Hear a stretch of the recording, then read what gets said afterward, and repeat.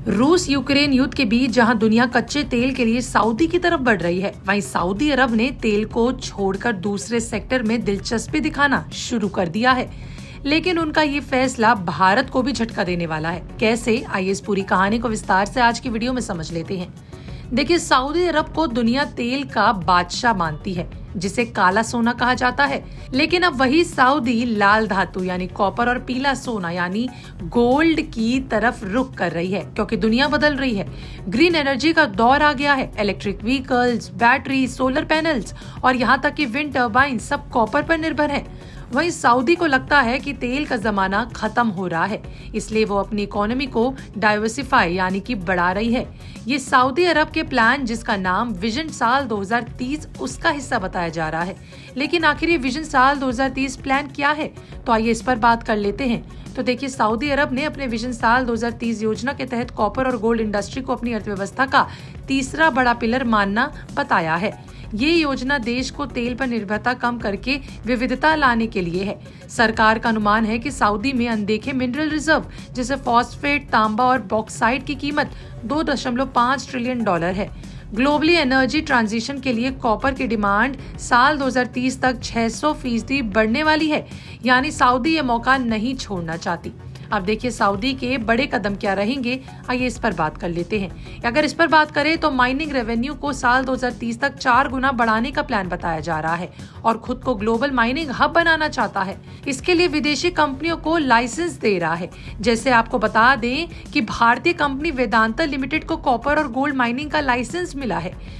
Canadian company पहले से copper mine चला रही है। ऑस्ट्रियन कंपनी को हाल ही में मेटल माइनिंग के राइट्स दिए गए हैं और वहीं चाइनीज कंपनी लोकल पार्टनरशिप से एक्सप्लोरेशन बढ़ा रही है। देखिए, सऊदी का मकसद साफ है, तेल से कमाई घटे तो मिनरल से भरपाई हो जाए। लेकिन ये सारी बातें भारत के लिए क्या मायने रखती हैं, आइए इस पर बात करते हैं। सबसे पहले तो ये वेदांता को लाइसेंस मिलना भारत के लिए काफी फायदेमंद है, क्योंकि ये भारतीय कंपनी है तो सऊदी के लिए रिसोर्सेज से कॉपर और गोल्ड सस्ते में भारत को मिल जाएंगे। लेकिन झटका ये भी है कि सऊदी जैसे बड़े प्लेयर्स के माइनिंग में आने से ग्लोबल कॉपर प्रोडक्शन बढ़ेगा, लेकिन डिमांड तो और तेजी से बढ़ रही है। सप्लाई कम पड़ रही है क्योंकि पुराने माइंस खत्म हो रहे हैं और नए माइंस लगाने में करीबन 15 साल लग जाते हैं।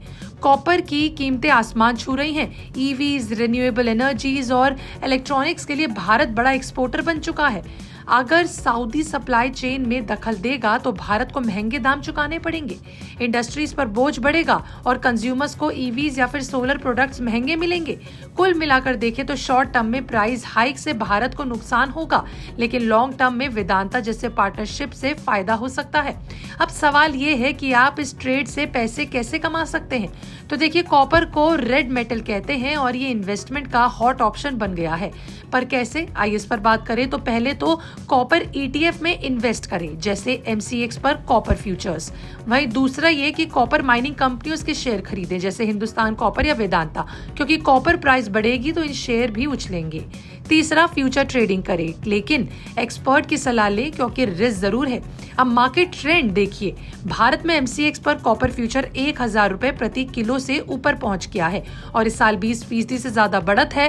ग्लोबली देखें तो चिली सबसे बड़ा प्रोड्यूसर है। साल 2024 में 5.3 मिलियन मेट्रिक टन था, यानी दुनिया का 23%। उसके बाद कांगो 3.3 मिलियन टन।